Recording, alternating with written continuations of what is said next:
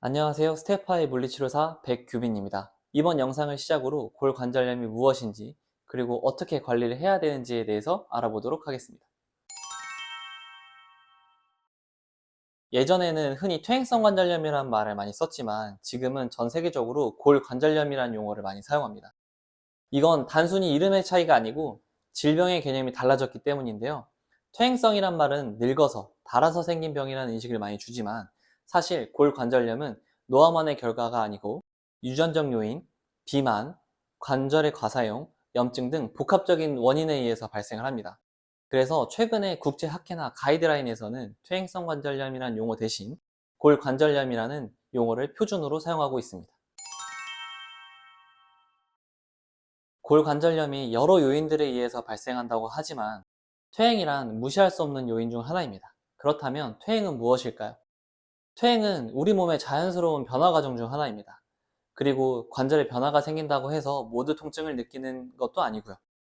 예를 들어 무릎 엑스레이에서 연골이 조금 닳아있는 걸 발견했다고 하더라도 통증이 전혀 없는 분들도 많습니다.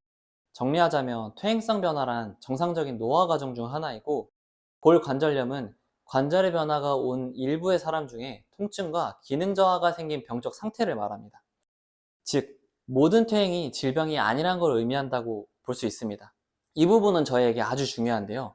우리가 조절할 수 없는 퇴행성 변화가 항상 통증과 연관되어 있지 않다라고 한다면 우리가 조절할 수 있는 부분에 집중을 하는 것이 골관절염을 조절하는 데 있어서 더욱 도움이 되지 않을까요? 그렇다면 실제로 골관절염이 생기면 어떤 증상이 나타날까요? 대표적으로는 관절 통증, 그리고 아침에 뻣뻣함, 마지막으로 관절의 움직임에 제한이 있습니다.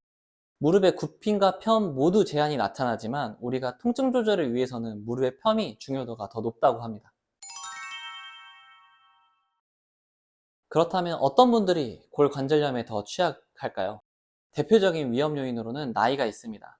나이가 들수록 골관절염의 유병률이 높아지고 성별에 있어서는 여성이 더 흔하며 특히 폐경 이후 유병률이 더 증가한다고 합니다. 비만이신 분들의 경우 체중이 높을수록 무릎에 가해지는 부담이 커지기 때문에 비만인 분들이 골관절염에 더 취약하다고 하고요. 관절 손상에 이력이 있으신 분들도 조금 더 취약합니다.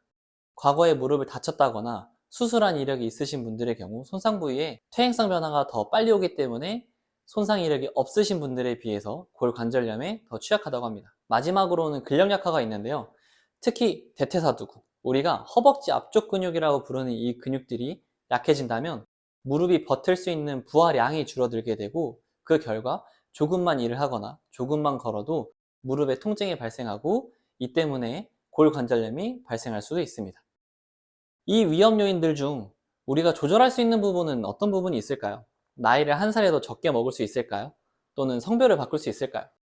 비만인 경우는 우리가 체중 관리를 통해서 조절을 할 수 있고, 근력 약화의 경우 근력 운동을 통해서 허벅지 근력을 유지한다면 조절할 수 있을 것입니다. 결국엔 나이나 성별 이런 요소들보단 근력과 체중 조절이 조금 더 중요하다고 볼 수 있습니다. 자, 이제는 골관절염의 유병률에 대해서 알아보겠습니다. 현재 전 세계 인구의 약 7% 정도가 골관절염을 앓고 있다고 합니다. 그 중에서도 60% 이상이 여성이라고 하고요. 그리고 골관절염의 환자분들 중 65%는 중등도에서 중증 정도의 증상을 경험한다고 합니다. 골관절염은 주로 무릎 관절에서 많이 나타나고요. 그 다음으로는 손, 고관절 순서대로 많이 영향을 받는다고 합니다. 이만큼 흔하고 또 삶의 질에 영향을 미치는 질환이기 때문에 저희는 초기 관리와 예방이 무엇보다 중요하다고 볼 수 있습니다.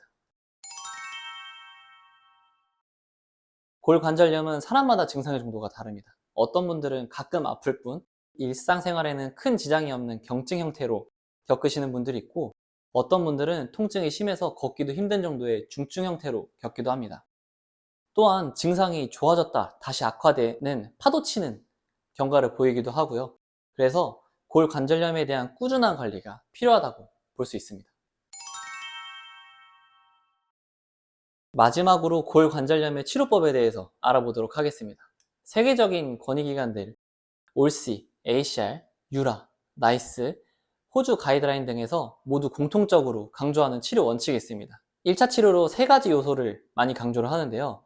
첫 번째로는 자기관리 교육 및 심리적 지원, 두 번째로는 신체 활동 및 운동, 세 번째로는 체중 관리가 있습니다. 골관절염이 있다고 하면 너무 많이 써서 그러니 이제 무릎을 아껴 써야 된다는 이야기를 들으신 적이 있을 겁니다. 이런 이야기를 들으면 운동을 하면 할수록 더 증상을 악화시킨다는 생각이 들지만 오히려 운동은 관절을 더 망가뜨리는 것이 아니라 연골 주변 근육과 인대를 강화해 통증을 줄이는 핵심 치료법 중 하나입니다. 2차 치료로는 약물 치료, 보조기 착용, 온찜질, 저주파, 신부열 치료 등 통증 조절 방법들이 있는데요. 하지만 이들은 보조적인 역할일 뿐 운동과 체중 조절 없이는 근본적인 개선이 어렵습니다. 지금까지 골관절염에 대한 기본적인 내용에 대해서 알아보았는데요. 마지막으로 오늘 내용을 정리해보고 마무리해볼까 합니다.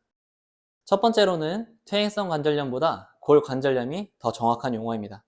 두 번째로는 골관절염은 단순한 노화가 아니고 여러 가지 요인들에 의해서 발생되는 결과입니다. 세 번째로는 약보다 먼저 해야 할 것은 운동과 자기관리입니다. 관절은 쓰면 닳는 것이 아니라 안 쓰면 더 빨리 약해집니다.